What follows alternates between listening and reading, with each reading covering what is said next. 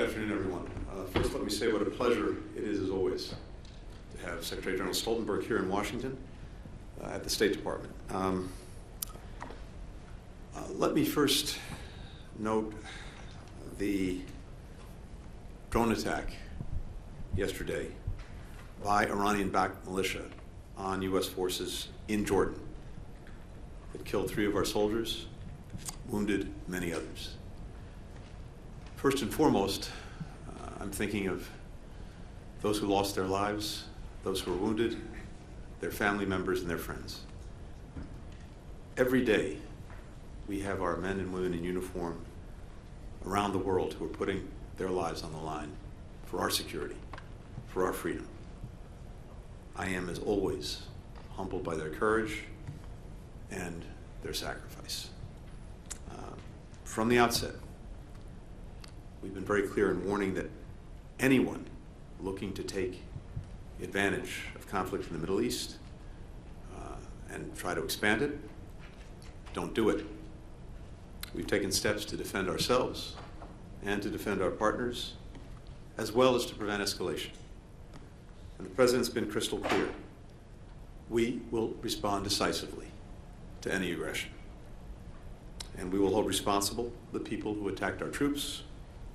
We'll do so at a time and a place of our choosing.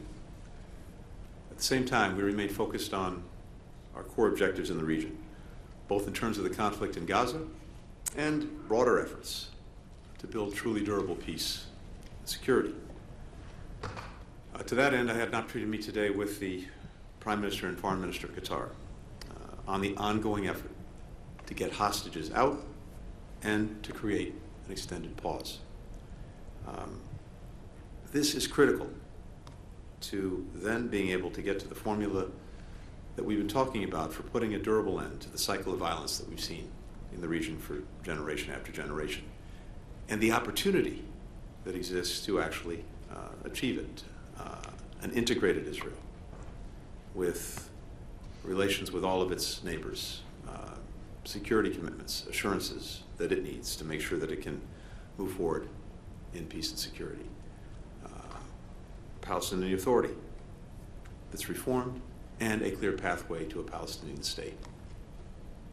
That vision and its realization can dramatically change the security circumstance for Israel, for the Palestinians, for all of our partners in the region, and at the same time, isolate the small number of actors who don't want to get there, who have a very different vision for what the future is, notably Iran, a different vision that we see playing out every single day, either directly by Iran or by its proxies. But the way to durable security is through a region that's more integrated, where the relations among its countries are normalized, and where the question of the rights of Palestinians is finally answered. Jens and I had an opportunity today, of course, to talk about the NATO summit and to talk about other matters relating to our alliance. And I have to say that once again, we see that NATO is advancing with a sense of urgency and a strong sense not only of unity of purpose, but unity of action. Just at the very end of last week, Turkey approved Sweden's accession to NATO. Sweden brings tremendous capabilities to the alliance in every domain. Hungary now will have to act in order to complete the process of Sweden's accession, but I fully anticipate that that will happen in the weeks ahead when Hungary's parliament returns. Now, the accession of both Finland and Sweden was far from inevitable. In fact, if you go back a little over 2 years, no one was talking about it. But in the wake of Moscow's renewed aggression against Ukraine, both countries felt that it was clearly in their interest to defend their people and defend their sovereignty by joining the alliance.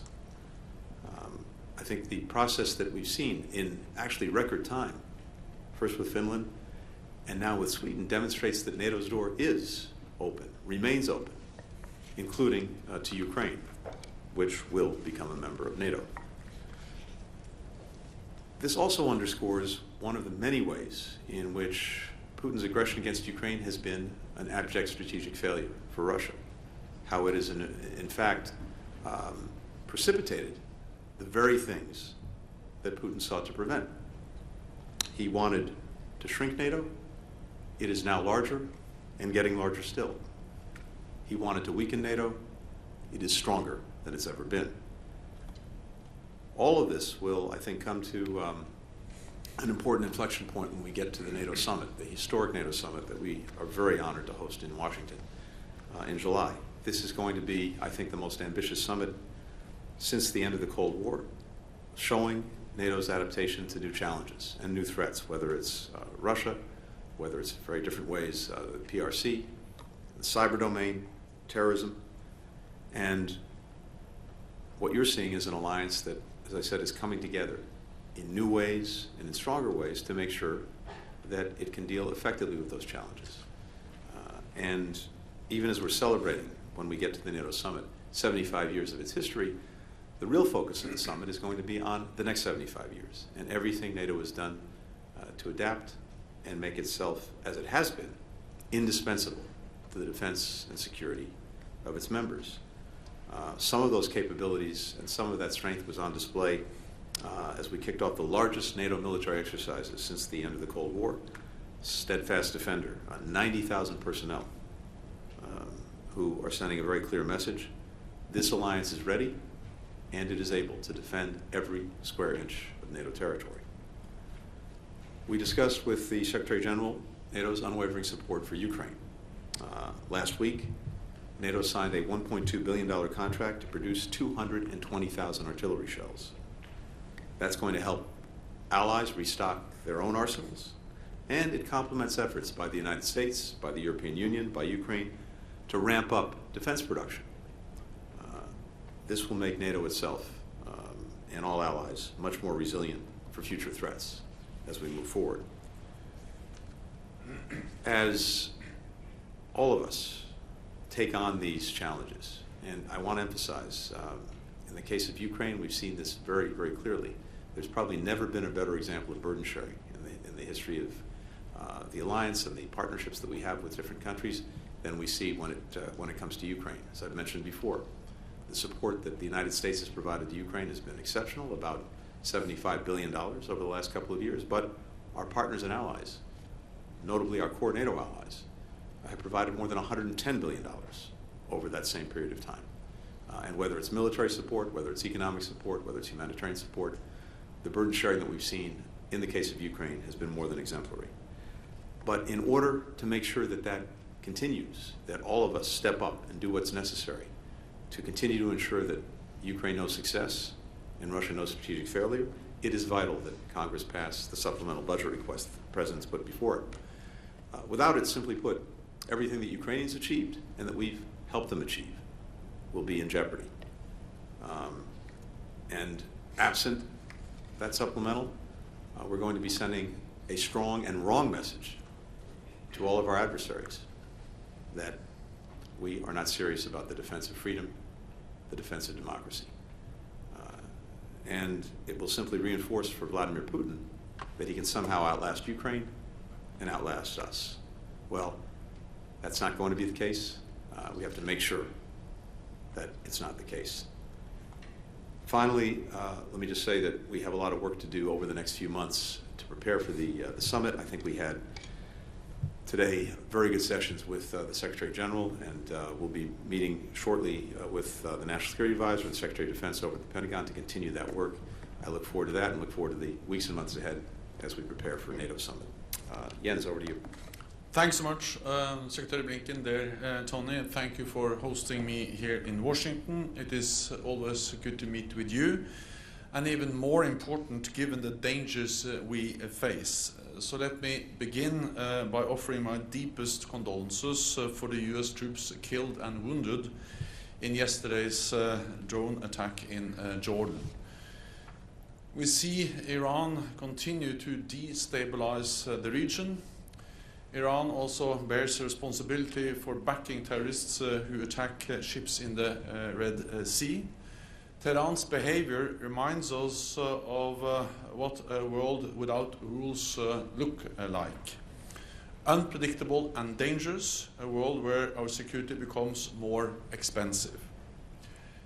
I welcome your tireless diplomacy, Secretary Blinken, to prevent further escalation of the war in Gaza, your efforts to alleviate human suffering, and your hard work towards a peaceful resolution.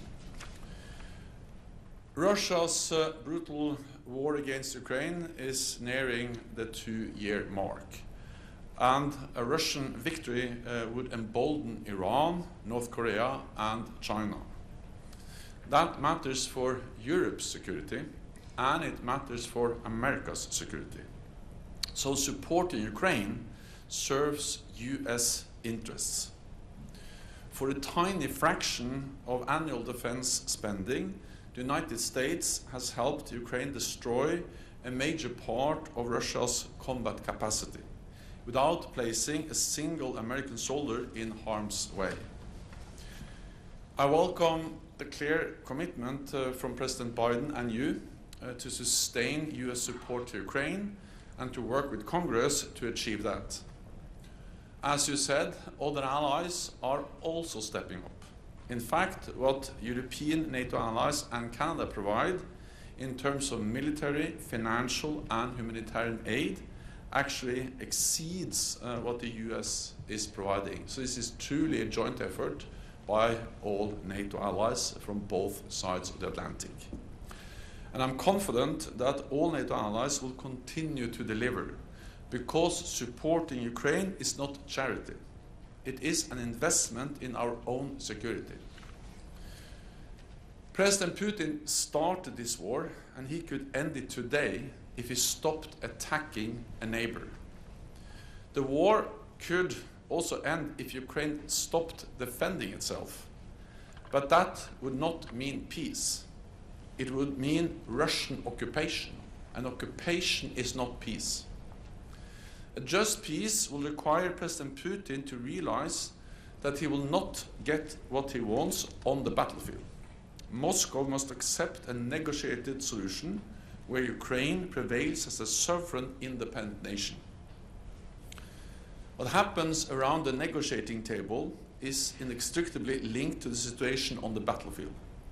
So if we want a lasting, just peace, we must provide Ukraine with more weapons and ammunition. Weapons to Ukraine is the path to peace. Finally, we also discussed adapting our alliance for the future. In July, we will mark NATO's 75th anniversary with a summit here in Washington. And as you said, NATO is getting stronger and bigger. Finland is already a member. Sweden will become a member soon. And this demonstrates that Putin is getting exactly the opposite of what he wanted. He wanted less NATO, a weaker NATO. He's getting a stronger and more united NATO, and NATO with more members. At the summit, we will take further steps to bolster NATO's strength, invest more in our defense, and work with partners around the world. Through NATO, the US has more friends and allies than any other power. Together, we make up 50% of the world's economic and military might. China and Russia have nothing like NATO. It is why they always try to undermine our unity. In times of growing competition and rivalry, NATO makes the US stronger and safer, and all of us more secure. So Secretary Blinken, dear Tony, thank you again for your personal commitment to our transatlantic bond and to our shared security. Thank you. For the first question, Olivia Gazis with CBS. Thank you, Matt, and thank you, Mr. Secretary. To date, the United States has not publicly accused Iran of being directly involved in any attacks on U.S. forces, while noting the regime in Tehran supports and does not discourage its proxies from conducting these attacks. This weekend's lethal strike, Mr. Secretary, was one of at least 160 attacks on U.S. forces in the region by Iranian proxies since October. Could earlier, stronger action by the United States against Iran, and not just its militias, have spared American lives? And secondly, if I may, Mr. Secretary, The UN Secretary General has appealed to the US and 10 other countries who have suspended funding to UNRWA, following revelations regarding allegations that at least a dozen of its 13,000 employees may have had involvement in the October 7th attacks, and more than 100 more may have links to militant groups. Under what circumstances and how soon could the US consider resuming its support, considering this decision comes as Gaza is tipping into famine, and given your own personal and persistent appeals that humanitarian aid to Gazan civilians increase and not decrease? Mr. Secretary General, welcome to Washington. Welcome back. The United States Congress, as you well know, remains at a political impasse regarding continued aid to Ukraine, and the European Union is likewise struggling politically to restart the flow of resources into Kyiv. You yourself have said that Ukraine's spring offensive didn't lead to the results that many had hoped for. So how long does Ukraine's military have before the marginal successes that it did notch, when it enjoyed steadier resources from the West, risk being reversed by Russia, which seems to be enjoying growing support from the likes of North Korea and Iran? And briefly, Mr. Secretary General, I understand you'll be meeting with American lawmakers during this trip to Washington, much as President Zelensky did when he was here late last year. Is there a message you believe you can deliver to those lawmakers to make a timely difference in their decision-making? Thank you. Olivia, thank you very much, and thank you for also representing all your colleagues and making sure that you asked all their questions as well. Appreciate it.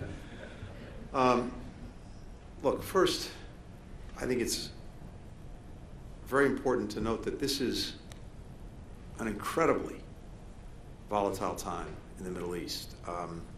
I would argue that we've not seen a situation as dangerous as the one we're facing now across the region since at least 1973, and arguably even before that.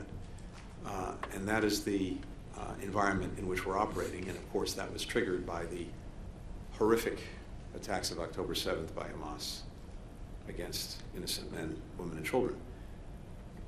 We've made very, very clear from day one that we're going to defend our people, we're going to defend our personnel, we're going to defend our interests, and that's exactly what we've done. We've taken action, significant action, to deter groups, to degrade their capabilities in Iraq, in Syria, in Yemen.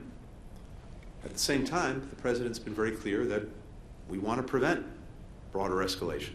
We want to prevent this conflict from spreading.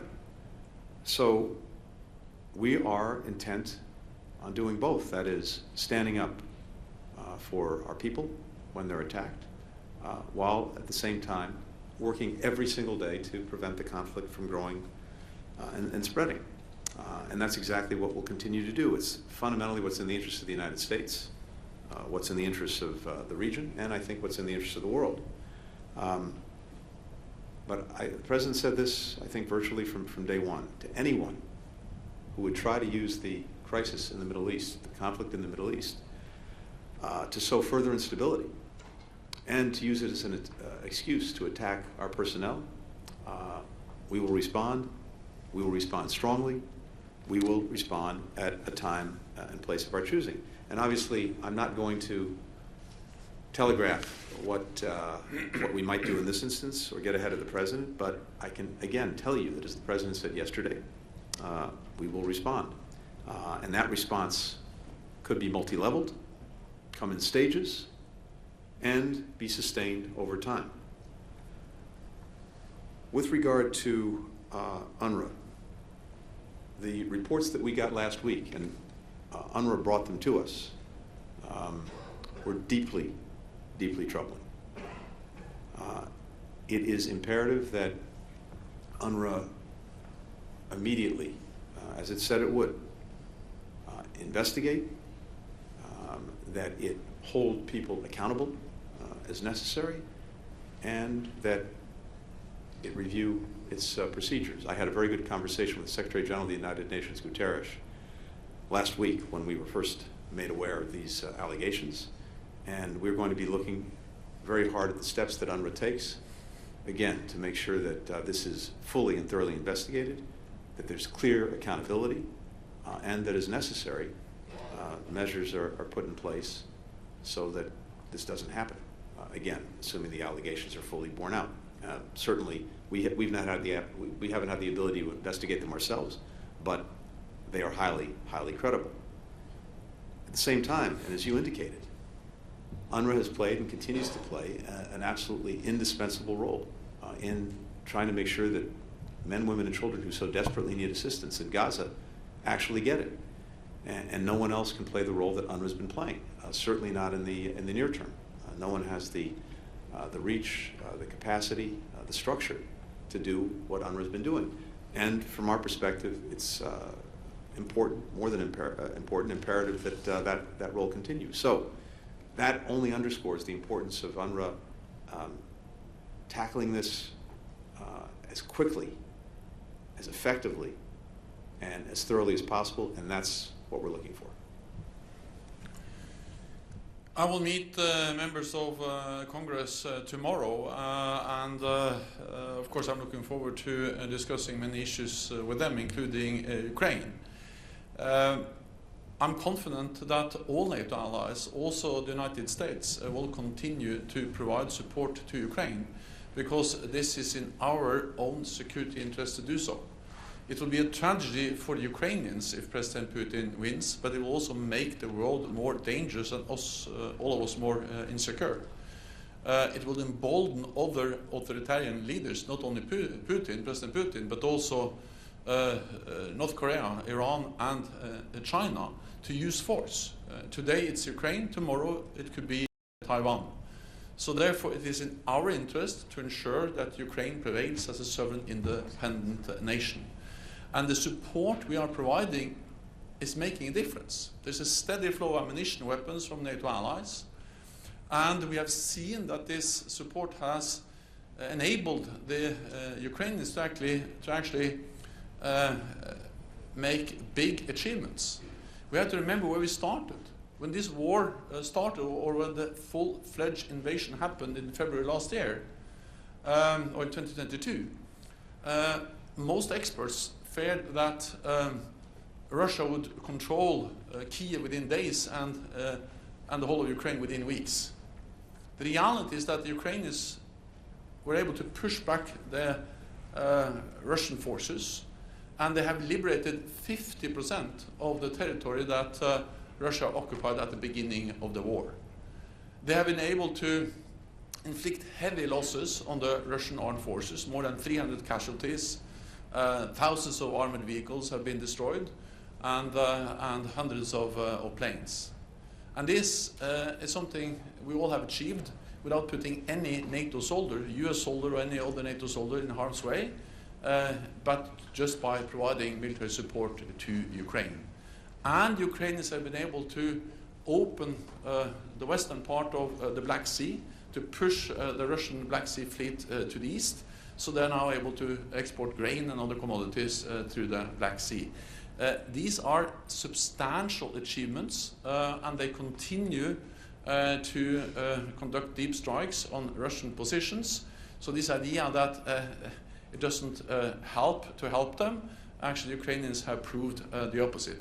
Then of course we all would like to have seen more progress in the offensive, but we should not underestimate the achievements the Ukrainians have already made. And if we want an end to this war, the only way to end this war is to convince Putin that he will not win on the battlefield. And the only way to achieve that is to provide weapons to Ukraine from the United States, from other allies and partners. So support to Ukraine is a good deal for NATO, for the United States, for all of us. Then you asked me one more question, I think.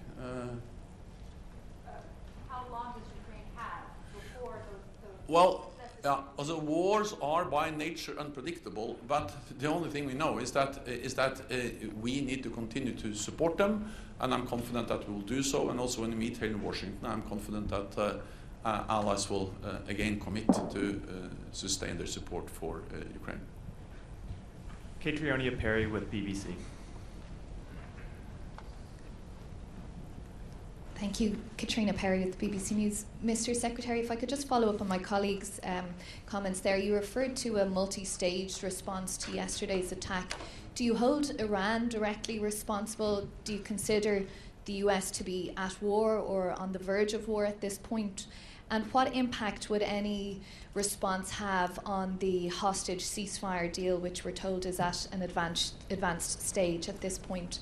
And Mr. Secretary General, if I could ask you what NATO's view is of the risk of the US becoming involved in a direct conflict with Iran, what that means for NATO's other priorities, including Ukraine, and on the risk to further US funding of Ukraine, can NATO and other allies, including the EU, keep Ukraine going without the US if they need to do that? And just on the point of EU and European countries, on the issue of Sweden and Hungary holding out on its ratification of membership, do you think, is that forthcoming soon, and what does that mean for future expansion of NATO? Thank you. Thank you. So the attacks that have taken place since October on our forces, on our personnel, in both Iraq and Syria, have been conducted by groups that are aligned with Iran, and indeed are supported by Iran, funded by Iran, equipped by Iran. And I would note that the presence of our forces in both Iraq and Syria has nothing to do with Gaza, nothing to do with the conflict that's taken place since October 7th. It's the horrific attacks by Hamas, and everything to do with making sure that ISIS doesn't reemerge. That's why they're there. Something that Iran should share as an interest, but on the contrary, the groups that are aligned with it have been conducting these attacks. And as I mentioned, we do not seek conflict with Iran. We do not seek war with Iran, but we have and we will continue to defend our personnel and to take every action necessary to do that, including responding very vigorously to the attack that just took place. And as I mentioned, I'm not going to get ahead of where the president is. I'm certainly not going to telegraph the response, but as I mentioned, that response could well be multi-leveled. It could come in stages, and it could be sustained over time. At the same time, totally separately, we have been working to try to get hostages back out of Gaza, and at the same time to get an extended pause in. And that effort is something that we are very, very actively pursuing right now with, of course, our partners in Qatar and Egypt, as well as Israel. Those who are trying to expand the conflict, broaden the conflict, escalate the conflict, they may say that they're doing that somehow in response to Gaza, but every action they're taking really is to perpetuate the conflict and to expand it. They don't have the interests of anyone in mind except their own interests as they see them. And we're determined again that we do everything possible not to see the conflict expand. On the contrary, we're working to end it, and end it in a way that the atrocities of October 7th never happen again, as well as the suffering that we've seen on the part of Israelis and Palestinians alike doesn't happen again. That's what we're working toward, and that's where our focus is. First, on the issue of Swedish membership, I welcome, of course, that Turkey now has finalized the ratification process with the decision in the parliament and also the signature from President Erdogan. This demonstrates that Turkey has followed up and delivered on what we all promised at the NATO summit in Vilnius last summer, and it demonstrates that NATO's door is open. I spoke last week with Prime Minister Orban of Hungary, because now Hungary is the only country that has not yet finalized the ratification process. Prime Minister Orban was very clear that he supports Swedish membership of NATO. He told me that the parliament in Hungary will reconvene at the end of February, and I expect also, in line with what he said, that the Parliament will then finalize the ratification shortly after that. So I'm confident that Sweden will be a full member of the alliance. That will make NATO stronger. It will send a clear message to Moscow, and it will demonstrate that it's for NATO allies to decide who is going to be a member. Moscow have no veto over NATO enlargement. Then on Iran, of course, Iran is responsible for destabilizing the whole region, threatening stability and security in the Middle East. It is repressive at home and aggressive abroad. We have seen this through many different attacks, and also the different proxy groups, terrorist groups that Iran supports. This underlines, of course, also the risk of escalation, and therefore welcome the efforts by the United States to address these risks. And it is important that we also realize that Russia and Iran are now aligning more and more.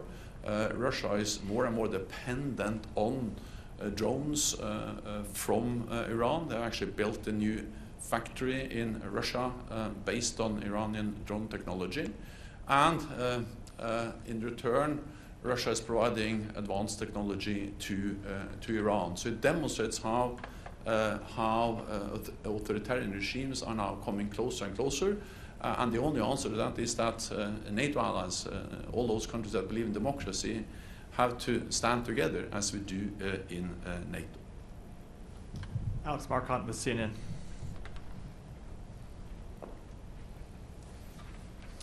Thank you. Mr. Secretary, if I could start with you, specifically about the hostage and ceasefire talks. Can you share specifically what progress was made yesterday in Paris?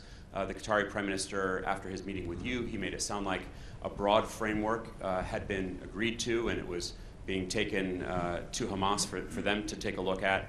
Do you believe that it is the language surrounding the end of hostilities that is the biggest sticking point?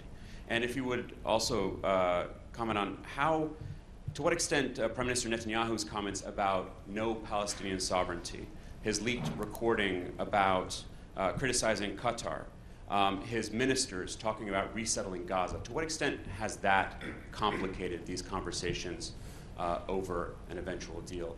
And Mr. Secretary General, following on some of my colleagues' questions, how much do you think Ukraine's war efforts are suffering because of the dwindling amount of U.S. aid and the uncertainty about whether more will be coming? How can you convince the U.S. and others to continue sending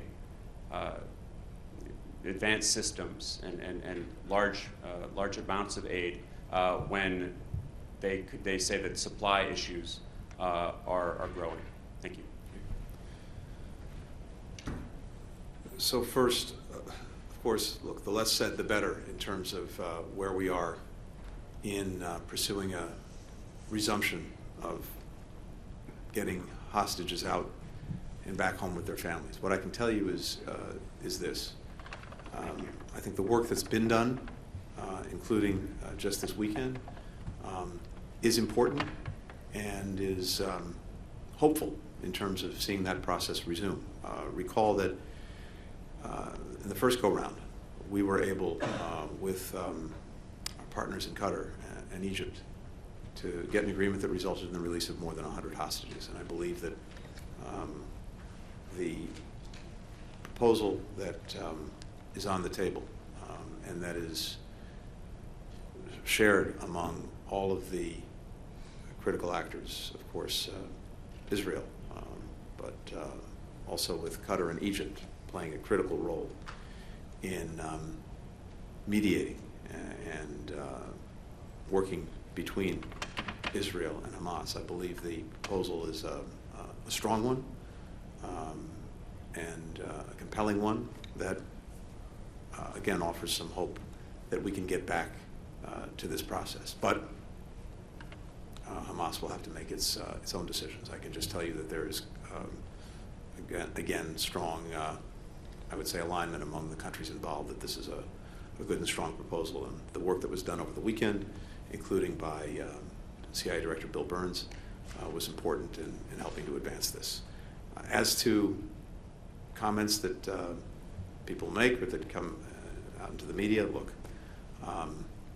all I can tell you is this. It's my strong assessment that certainly Israel would very much like to see this process of hostages coming out resume. It may be, well, I don't want to speak for the Israelis, but I can certainly say from the perspective of the United States, because we of course have American citizens who are involved, this is at the very top of our list and has been from day one.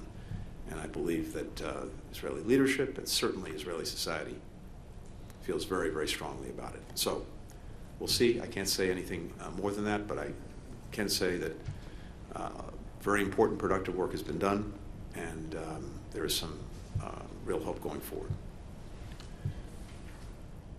The United States has demonstrated leadership in mobilizing NATO allies to support Ukraine, and I count on the United States, and I'm confident that the United States will continue to do so, because it is in the interest of the United States to ensure that President Putin does not win in Ukraine. And we have to remember that this is something we actually do together in all NATO allies and partners. As Secretary Blinken just referred to, European allies have actually provided more support in total for Ukraine than the United States. I commend the United States, but we must not forget that this is a joint effort of all allies. And if you put together what European allies and Canada are providing, it actually exceeds the US support. So this is burden sharing, joint effort by all allies together. And we do so in solidarity with Ukraine. But our support is not charity, it is an investment in our own security, because we know that this is closely watched also in Beijing. And we also see how China and Russia are aligning more and more, how China is propping up the Russian economy, including the defense production. We see how China is repeating and spreading the same narrative about the war as Russia, how China has failed to condemn the illegal invasion of Ukraine. And then we have to remember that just days before the full-scale invasion, China and Russia, President Xi and President Putin, signed a joint partnership agreement where they promised each other limitless partnership. So I understand that many allies are also concerned about China, but that's not an argument for being less concerned about Ukraine. Security is not regional, security is global. What happens in Europe matters for Asia, what happens in Asia matters for Europe, and today it's Ukraine, tomorrow it can be Taiwan. So therefore it is in our interest to ensure that we provide the weapons and support they need, and I'm confident that allies will do so. To make sure that we can do that, we need the money, but we also need to ramp up production. And I welcome what has been done in the United States. Tomorrow I will go on Wednesday I will go to Alabama to a factory there where they are producing javelins, Lockheed Martin, to recognize the importance of ramping up production. We have to understand that the fact that European allies are now investing more in defense is a good deal for the United States, demonstrating that NATO is a good deal for the United States. Just over the last 2 years, European NATO allies have agreed contracts for the US defense industry worth $120 billion US. We need to do more, and therefore I welcome also that NATO has now over the last months actually agreed contracts worth $10 billion to ramp up production of ammunition, of interceptors for the Patriot batteries and so on. That enables us to replenish our own stocks, but also to continue to provide support to Ukraine. So we have the will, and I'm confident that we'll have the necessary decisions both in the United States and in Europe to continue the support. And for the final question, Anders Tvegard with Norwegian Broadcasting Corporation. Thanks very much. Mr. Secretary, the Biden administration's policy on supporting Israel is unmistakable. How do you look at the interim ruling by the World Court on Gaza? And if I may, you talked about Congress and the funds. What message does this send about U.S. leadership when your administration cannot or won't hold words or promises? I mean, you cannot fulfill them by action. And Mr. Secretary General, Mr. Stoltenberg, you have now repeatedly warned about saying that China is watching the discussions over here about arming Ukraine. How does this play out? How will China use this? Thank you. Let me take the second part of your question first. I think you've heard both from me and from the Secretary General how critical this ongoing funding is, both from the United States as well as from our partners and allies around the world. In fact, the EU, European Union, is also looking at additional support that it wants to provide to Ukraine, and that decision is also critical. I think these are mutually reinforcing. As Jens said, the fact that our own allies and partners have actually provided more than the United States, as much as we've already done, should reinforce the message to Congress as it's considering the supplemental budget request that we really do have what is so critical, and that is burden sharing, that this is a load that is being borne more than equitably among allies and partners. And by the way, not just in Europe, of course, we have key partners in other parts of the world, and notably in Asia, who are participating in this. But equally, if the United States doesn't follow through on our commitments, then it's going to make it more difficult to have Europeans and others continue to do what they've already been doing. So I think it matters a lot, more than a lot. I think it's essential that we do make good on our commitments, and as we do, I'm convinced that allies and partners around the world will continue to do what they've been doing. And I also remain confident that in Congress, we continue to have strong and bipartisan support for Ukraine. So let's see in the days and weeks ahead as this moves forward. There is no other magic pot of money, and we are now currently out of the military assistance that we've been providing to Ukraine, and we're even seeing some evidence of what that means on the battlefield. So it is absolutely vital, absolutely urgent that we do that, and it is important in the terms that you've laid down, which is what does this mean for our word and our leadership around the world. But I'm confident that as we do it, you will see the benefits of that leadership with many other countries, allies and partners alike, continuing to do what's necessary with us to defend Ukraine. With regard to the ICJ ruling first, let me just say broadly that we continue to believe clearly that the allegations of genocide are without merit. We have consistently made clear to Israel, going back to the early days, the imperative of taking every possible step to protect civilian life, to get humanitarian assistance to those who need it, and also to address dehumanizing rhetoric that we've heard from some individuals. The court in this decision agreed with that.